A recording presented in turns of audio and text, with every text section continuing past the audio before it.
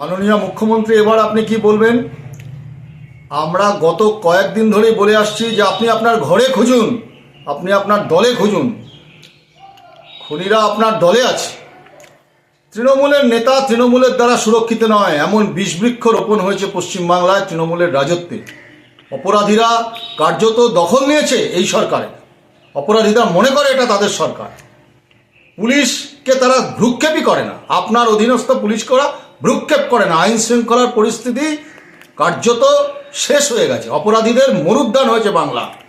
দেখুন, তৃণমূল কংগ্রেসে এমন সংস্কৃতি তৈরি হয়েছে, তৃণমূল কংগ্রেসের নেতাদের খুন করছে এবং শুধু টাকার জন্য শুধু ভাগ, হিস্সা, আর সেই হিস্সার ভাগ ওপর থেকে নিচ পর্যন্ত বকরা, এই টাকার লড়াই। এই যে অপরাধ, এই অপরাধীদের শনাক্তকরণ করা কার্যত অসম্ভব হয়ে যাবে। তার কারণ অপরাধীরাই এখন সংখ্যাগরিষ্ঠ আপনার দলে।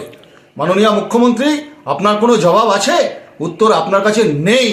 তার কারণ যে নেতা মারা গেল তৃণমূলের, তার স্ত্রী বলছেন যে শুধুমাত্র চেয়ারম্যান হওয়ার জন্য তাকে একবার বাধা দেওয়া হয়েছিল, তাহলে পেছন থেকে কেউ কলকাঠি নেড়েছে।